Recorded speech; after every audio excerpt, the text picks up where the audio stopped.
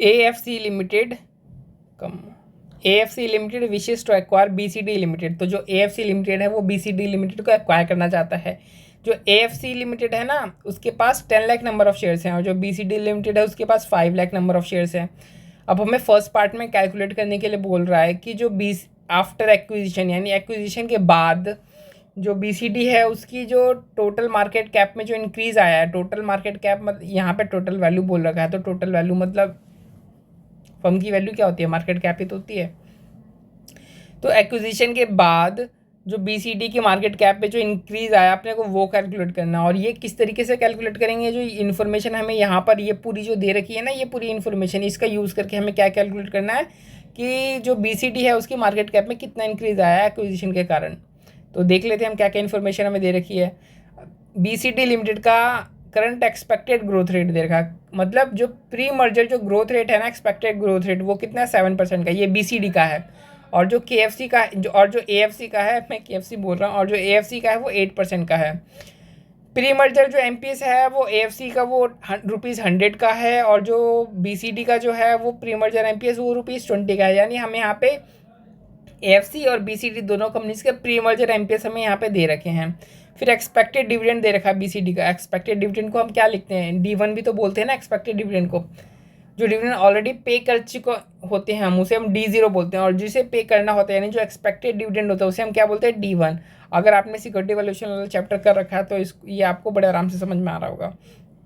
तो कितना है एक्सपेक्टेड डिविडेंड BCD का, या फिर D1 कितना हुआ 0.60। अब हमें ये यूज़ करके क्या निकालना, मार्केट कैप निकालना है। तभी तो हम मार्केट कैप को कंपेयर कर पाएंगे ना कि प्री मर्जर मार्केट कैप ये था, पोस्ट मर्जर मार्केट कैप ये था, इन दोनों में इतना डिफरेंस आ रहा, तो ये इंक्रीज़ हुआ क्या डिक्रीज़ हुआ वो हम निकालेंगे। तो सबसे पहले हमें क्या चाहिए मार्केट कैप निकालने के लिए, मार्केट कैप निकालने के लिए हमें चाहिए MPS।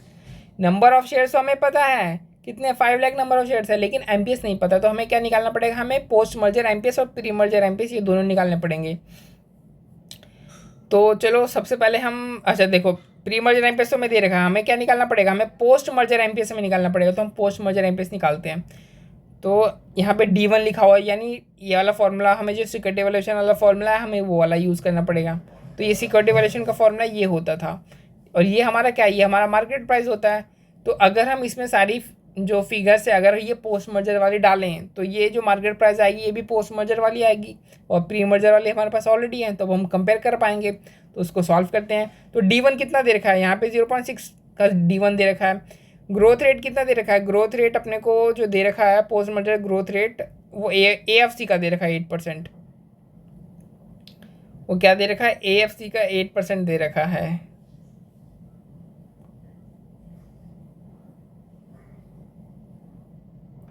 तो हम इसको इस तरीके से भी ले सकते हैं कि मर्जर के बाद, मर्ज होने के बाद जो ग्रोथ रेट AFC की होगी वही ग्रोथ रेट तो BCD की होगी। यानी ये पोस्ट एक तरीके से आप इसको पोस्ट मर्जर ग्रोथ रेट मान सकते हो किसकी, BCD की। तो हमने यहाँ पे मान करके लिख दिया 8%। अब हमें कॉस्ट ऑफ इक्विटी चाहिए, लेकिन कॉस्ट ऑफ इक्विटी दे नहीं रखी है। तो कॉस्ट ऑफ इक्विटी हम किस तरीके से निकाल सकते हैं, हम इस तरीके से कॉस्ट ऑफ इक्विटी निकाल सकते हैं, लेकिन फिर प्रॉब्लम वही हो जाएगी, cost of equity PO market price हमें नहीं पता है, लेकिन हमें प्री मर्जर वाली सारी चीज़ें हम पता है। अगर प्री मर्जर वाली हमें सारी चीज़ें पता है तो प्री मर्जर हम क्या निकाल सकते हैं, कॉस्ट ऑफ इक्विटी निकाल सकते हैं। तो pre merger cost of equity, और हम ये एज्यूम कर लेंगे जो कॉस्ट ऑफ इक्विटी है वो प्री मर्जर पोस्ट मर्जर क्या है, सेम है। तो हम उसे यहाँ पे भी पुट कर सकते हैं। तो निकाल लेते हैं। D1 कितना है, D1 0.6 का है, और जो प्री मर्जर जो ग्रोथ रेट है वो कितनी 7% की है, और P0 कितना है यानी प्री मर्जर MPS 20। तो इसको सॉल्व करोगे तो आपका जो KE आएगा ये कॉस्ट ऑफ इक्विटी आएगा, ये आपका 10% आएगा। आप cost of equity pre merger 10% है, तो हम ये बाय डिफ़ॉल्ट एज्यूम कर सकते हैं हम कि जो कॉस्ट ऑफ इक्विटी होगा वो पोस्ट मर्जर भी क्या होगा, सेम होगा। तो हम यहाँ पे इसको 10% हम यूज़ कर सकते हैं। तो इस तरीके से आप सॉल्व करोगे तो आपका जो पोस्ट मर्जर जो MPS आएगा वो आ जाएगा 30, यानी pre merger MPS 20, post merger MPS 30। यानी इंक्रीज कितना वैल्यू में, एक शेयर में कितना वैल्यू का इंक्रीज़ हुआ, एक शेयर में 10 रुपये का इंक्रीज़ हुआ। तो इसके बाद 5 लाख शेयर है तो कितना इंक्रीज़ हुआ, तो 10 रुपीज़ 10 इंटू 5 लाख यानी 50 लाख रुपये का इसको इंक्रीज़ हुआ है इसके मार्केट कैप में एक्विजिशन के बाद। ठीक तो ये हमने निकाल लिया, फर्स्ट हमने सॉल्व कर लिया। सेकंड देखते हैं। On the basis of aforesaid conditions, calculate the gain or loss to the shareholders of both the companies if AFC Limited were to offer one of its share for every 4 share of BCD Limited. कह रहा है कि अगर exchange ratio आप 1:4 लो, क्या लो, exchange ratio आप 1:4 लो, तो अपने को कैलकुलेट करके बताना है दोनों कंपनीज का गेन या लॉस। गेन या लॉस मतलब कि मतलब इनके मार्केट प्राइस में कितना वेरिएंस आ रहा है, प्री मर्जर और पोस्ट मर्जर, मतलब यहाँ पे भी हमें कंपेयर करना है pre merger MPS versus post merger MPS, हमें यहाँ पे कंपेयर करना है दोनों कंपनीज का। अगर एक्सचेंज रेशियो हमारी कितनी हो, 1:4 वाली हो, तो स्टेटमेंट हम ये वाली स्टेटमेंट बनाते हैं जब भी हम कंपेयर करते हैं तो, ठीक है। तो चलो, प्री मर्जर एमपीएस तो हमें दोनों कंपनीज का पता है, 100 और 20, देखो यहाँ पे दे भी रखा है 100 का, और 20 प्री मर्जर एमपीएस हमें यहाँ पे दे रखा है, तो 120 तो हमने लिख दिया, लेकिन पोस्ट मर्जर एमपीएस हमें नहीं पता है, ठीक है, कोई बात नहीं। पोस्ट मर्जर एमपीएस यानी एमपीएस हमें निकालना है एक तरीके से, पोस्ट मर्जर वाला भले ही निकालना हो पर निकालना तो एमपीएस ही है ना। तो एमपीएस को निकालने के तरीके क्या हो सकते हैं कि market cap divide by total number of shares, या फिर हम पी रेशियो का भी यूज़ कर सकते हैं, बट पी रेशियो का हम यूज़ नहीं कर सकते क्योंकि जो पी रेशियो होता है ना उसका, सॉरी, पी रेशियो का देखो फॉर्मूला ये होता है, यहाँ पे आप यहीं पे देख लो, P equal to MPS by EPS होता है ना, और बाय डिफ़ॉल्ट जो पी रेशियो होता है वो मर्जर के बाद भी सेम ही रहता है, तो ठीक है, मर्जर के बाद भी सेम ही रहता है। तो पी रेशियो है कितना, अभी आप देखोगे तो एमपीएस बाई ईपीएस, तो प्री मर्जर एमपीएस कितना हुआ, मर्ज फर्म यानी ईएफसी का 100, और प्री मर्जर ईपीएस कितना हुआ, प्री मर्जर ईपीएस दे नहीं रखा, तो यानी आप पी रेशियो नहीं निकाल सकते हो, आप पी रेशियो निकाल ही नहीं सकते हो, तो क्योंकि आपके पास ईपीएस नहीं है, तो मतलब वही है कि नहीं कर सकते हो आप पी की मदद से, क्योंकि आपके पास ईपीएस भी नहीं है, आपके पास पी रेशियो भी नहीं दे रखा, तो एमपीएस निकालोगे कैसे, यानी आपके पास एक ही तरीका बच जाता है मार्केट कैप वाले तरीके से निकालने से। तो क्या मार्केट कैप हमें दे रखा, अगर देखो मार्केट कैप किस तरीके से हम निकालते हैं, मार्केट कैप हम इस तरीके से निकालते हैं कि मार्केट कैप हमें मर्ज फर्म का चाहिए, तभी तो हम पोस्ट मर्जर एमपीएस निकाल पाएंगे। तो जो मार्केट कैप अगर हम मर्ज फर्म का निकालना चाहते हैं तो हम इस तरीके से कर सकते हैं, market cap of acquirer company plus market cap of target company, ये मार्केट कैप निकल कर आ जाएगी टोटल, इसको डिवाइड कर देंगे total number of share in the merge firm से, तो हमारी क्या निकल कर आ जाएगी, हमारी पोस्ट मर्जर एमपीएस हमारी निकल करके आ जाएगी। तो market cap of acquirer company क्या है, market cap of acquirer company, market cap पे निकालने के लिए हम क्या करेंगे, हम मार्केट कैप निकालने के लिए हम करते हैं number of shares into MPS, post merger हम निकाल रहे हैं एमपीएस, तो हमें पोस्ट मर्जर वाली चाहिए होगी एक्वायर कंपनी की एमपीएस, तो नंबर ऑफ शेयर्स तो हमें पता है 5 लाख और 10 लाख, इवन जो टारगेट कंपनी है उसका पोस्ट मर्जर एमपीएस भी हमने यहाँ पे 30 रुपीज़ का निकाला था, ये देखो 30 रुपीज़ का, तो हमें ये भी पता है, लेकिन एक्वायरर कंपनी का हमें पोस्ट मर्जर एमपीएस नहीं पता, तो हम इसकी जगह प्री मर्जर एमपीएस हमने यहाँ पे यूज़ किया, तो ये चीज़ आपको रट्टा मारनी पड़ेगी, ठीक है, इसको रट लेना कि हमने यहाँ पे क्या यूज़ किया, टारगेट कंपनी के केस में तो हमने पोस्ट मर्जर एमपीएस यूज़ किया, और इसके केस में एक्वायर कंपनी के केस में हमारे पास पोस्ट मर्जर एमपीएस था नहीं, तो हमने प्री मर्जर एमपीएस लिया है, ये एज्यूम करते हुए कि सेम ही होगा पोस्ट और प्री।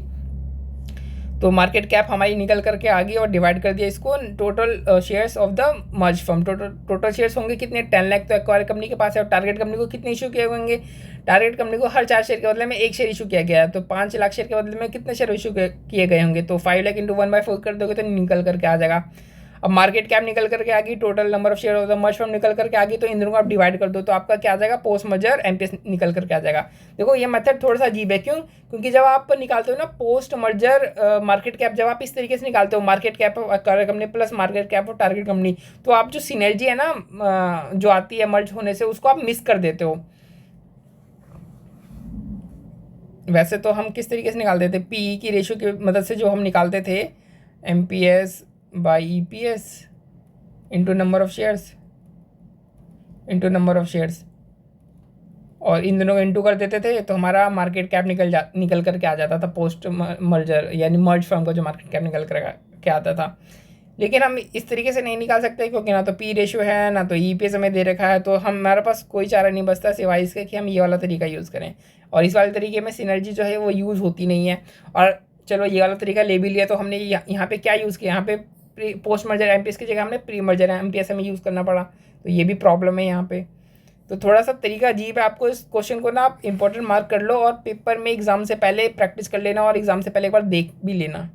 तो यहाँ पे हमारी पोस्ट मर्जर एमपीएस निकल करके आ गई, इसको हमने यहाँ पे रख दिया, तो कंपेयर कर लो तो फ़ायदा हो रहा है। प्री मर्जर से कंपेयर करोगे तो लेकिन जो टारगेट कंपनी है उसके लिए हम क्या निकालते हैं, उसके लिए हम एडजस्टेड एमपीएस निकालते हैं। और एडजस्टेड एमपीएस तो आपको पता है क्या होता है, जो पोस्ट मर्जर जो एमपीएस होता है उसको हम एक्सचेंज रेशियो से इनटू कर देते हैं, तो हमारा एडजस्टेड एमपीएस आ जाता है। तो हमारा एडजस्टेड एमपीएस यहाँ पर आ गया, तो इसको हमने कंपेयर किया इसका प्री मर्जर एमपीएस से, तो हमारे यहाँ पे फ़ायदा हो रहा है कितना 5.55 का। तो हमारा सेकंड हमने सॉल्व कर लिया। अब थर्ड देखते हैं, थर्ड में क्या, calculate the gain to the shareholders of both the companies. हमें क्या करना है, दोबारा से हमें कैलकुलेट करना है, गेन ही कैलकुलेट करना है। ऊपर भी हमने कैलकुलेट गेन किया था दोनों कंपनीज के शेयर होल्डर का, अब नीचे भी हम दोबारा से एक बार गेन कैलकुलेट कर रहे हैं। देखते हैं आगे कोई और इन्फॉर्मेशन में क्या दे रखा है, हमें कोई चेंज है कि नहीं है। If AFC Limited pays ₹22 for each share of BCD Limited, assuming the P ratio of AFC Limited does not change after the merger, EPS of AFC Limited is ₹8 and that of BCD is 2.50. It is assumed that AFC Limited invested its cash to earn 10%. अभी आगे आपसे ये कह रहा है कि जो AFC है वो क्या कर रहा है इस बार, अपने उसके 4 शेयर के बदले में अपना 1 शेयर इशू नहीं कर रहा है, बल्कि उसके एक शेयर के बदले में कितना रुपया दे रहा है, 22 रुपये पे कर रहा है। उसके 1 शेयर के बदले में 22 रुपये पे कर रहा है, यानी इस बार वो क्या कर रहा है, शेयर इशू ना करके कैश पे कर रहा है, और अब हमें क्या निकालना है, गेन निकालना है। और ये एज्यूम हम करेंगे कि जो पी रेशियो है वो प्री मर्जर पोस्ट मर्जर क्या है, सेम ही है। अच्छा, फिर आगे कुछ इन्फॉर्मेशन भी दे रही है कि जो ईपीएस है वो 8 रुपये का दे रखा है एएफसी का, और जो बीसीडी का ईपीएस है वो 2.5 का हमें दे रखा है। और ये कह रहा है कि जो इन्वेस्टर है वो अपना जो कैश है ना वो कहीं ऐसी जगह पे इन्वेस्ट करता है जहाँ पे उसको रिटर्न कितना मिलता है, 10% का उसको रिटर्न मिलता है। तो पहले तो हम पता तो कर ले कि पी रेशो है कितनी। देखो हम ऊपर में ना सेकंड वाले में पी रेशो निकाल नहीं सकते थे क्योंकि हमारे पास इन्फॉर्मेशन नहीं थी ईपीएस की। हम नीचे जबकि नीचे हम निकाल सकते हैं क्योंकि नीचे हमारे को ईपीएस की इन्फॉर्मेशन दे रखी है। तो देखो जो एएफसी है उसकी पी रेशो कितनी है, तो पी रेशो का फॉर्मूला एमपीएस बाई ईपीएस होता है। तो एमपीएस आपको पता है प्री मर्जर कितना 100, और प्री मर्जर ईपीएस आपको पता चल गया यहाँ पे 8 रुपीज़ का। तो कितना आ गया प्री मर्जर पी रेशियो 12.5। यही हमारी पोस्ट मर्जर पी रेशियो भी हो जाएगी, कितनी हो जाएगी 12.5 की हो जाएगी। ठीक, अब हम गेन या लॉस निकाल लेते हैं।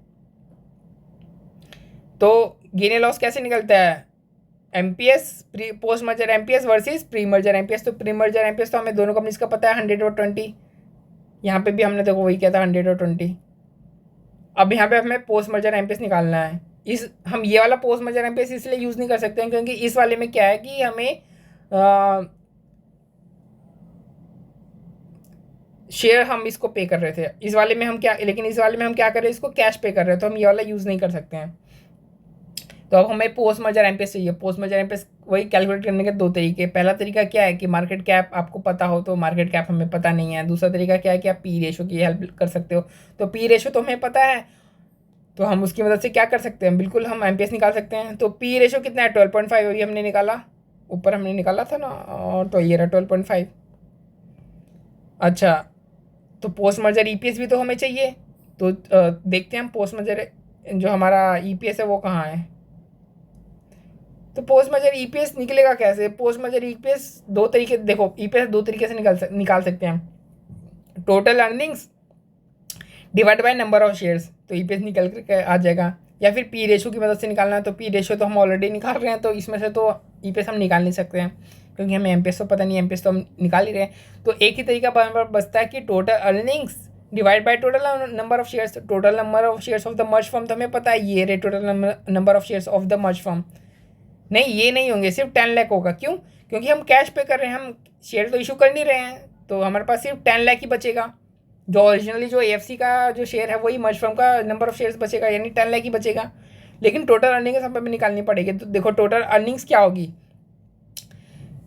Total earnings of acquirer plus total earnings of target minus जो भी हमने कैश पेड किया उसके ऊपर हमें जो लॉस हुआ होगा, क्योंकि हमने कैश पे कर दिया तो जो हमने रिटर्न जो है 10% का हम कमाते तो वो हमने कमाया नहीं होगा, तो वो लेस हो जाएगा।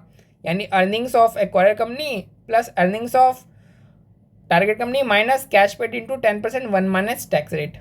लेकिन टैक्स रेट क्वेश्चन में दे नहीं रखा, तो यानी इस पोर्शन को आप इग्नोर कर सकते हो। तो सीधा कैश पेड इंटू 10%, तो हमने कर दिया। तो हमारा कितना आंसर आ गया 11 लाख। कैश पेड, हमने कैश कितना पे किया, एक शेयर के बदले में, देखो एक शेयर के बदले में हमने 22 रुपये पे किया है ना। इसके बाद शेयर थे 5 लाख, तो 5 लाख शेयर के बदले में हमने कितना जो है वो अमाउंट पे किया होगा। तो आप 5 लाख इंटू 22 कर दोगे तो आपका निकल करके आ जाएगा। फिर जो भी निकल कर आएगा उसका 10% आपने लॉस कर दिया, उसका जो, क्योंकि आपको 10% का रिटर्न मिलता था वो लॉस हो गया आपको। तो ये कितना आया आपको 11 लाख। और ये आपका आ गया EPS कितना था, 8 रुपीज़ दे रखा है। ये देखो, अभी देखो यहाँ पे EPS आपका 8 रुपीज़ दे रखा है ना AFC का, और BCD का कितना 2.5 EPS दे रखा है। तो अर्निंग्स आप आराम से, टोटल अर्निंग्स भी आराम से निकाल सकते हो आप। तो टोटल अर्निंग्स निकल करके आ गई आपकी कितनी आई, 81,50,000। डिवाइड कर दोगे किससे, नंबर ऑफ शेयर से। Number of share merge form में होंगे कितने, 10 लाख। क्यों, क्योंकि जो टारगेट कंपनी होगी उसके तो शेयर इशू किए नहीं जाएंगे, उसको तो कैश पे किया जाएगा उसके शेयर के बदले में। तो नंबर ऑफ शेयर कितने होंगे, 10 लाख। तो हमारा जो आ गया पोस्ट मर्जर EPS वो कितना आ गया 8.15 का। अब इस 8.15 का यूज़ हम करेंगे यहाँ पे P रेशो में। तो 8.15 का EPS आ गया। P रेशो हमें ऑलरेडी पता है 12.5 का। तो MPS पोस्ट मर्जर MPS हमारा आराम से निकल के आ जाएगा। कितना आ गया 101.88। तो हम यहाँ पे 101.88 यूज़ कर लेंगे। तो आप यहाँ पे कंपेयर कर सकते हो। तो देखो पोस्ट मर्जर MPS कितना 101.8, प्री मर्जर MPS हमारा 100 है, यानी हमें 1.88 का गेन हुआ है। लेकिन BCD के केस में हम क्या निकालते थे, जो टारगेट कंपनी होती थी उसके केस में हम एडजस्टेड MPS निकालते थे। लेकिन यहाँ पे हम एडजस्टेड MPS नहीं निकालेंगे। क्यों, क्योंकि हम क्या कर रहे हैं, क्योंकि उसके पास मर्जर के बाद उसके पास तो शेयर बचा ही नहीं। उसके बाद मर्जर के बाद उसके पास कोई शेयर बचा नहीं। हमने तो उसको पे कर दिया सीधा 22 रुपया। तो हमने उसको 22 रुपये पे कर दिया, यानी एक तरीके से हमने उसकी जो मार्केट प्राइस मानी है उसके शेयर की, वो क्या मानी है 22 रुपया। और पहले क्या थी, मर्जर के बाद उसके शेयर की मार्केट प्राइस 20 रुपया, यानी उसको गेन कितने का हुआ, उसका गेन 2 रुपये का हुआ। देखो यहाँ पे भी लिखा है 2 रुपये पर शेयर पे गेन हुआ है। तो इस क्वेश्चन को मैं दोबारा बता रहा हूँ, इंपॉर्टेंट मार्क कर लेना, 2-3 बार प्रैक्टिस कर लेना, पेपर जाने से पहले एक बार देख लेना आराम से। क्वेश्चन बहुत इंपॉर्टेंट है ये वाला, क्योंकि इसमें काफ़ी सारी चीज़ें ना मिसिंग है आपको, और खिचड़ी बहुत ज़्यादा पक रखी है इस क्वेश्चन में। मैं साफ बोल रहा हूँ, इन्फॉर्मेशन बहुत ज़्यादा खिचड़ी पक रखी है, हमें बहुत ज़्यादा कैलकुलेशन खुद से करने की ज़रूरत पड़ रही है। तो इसको अच्छे से करना आराम से।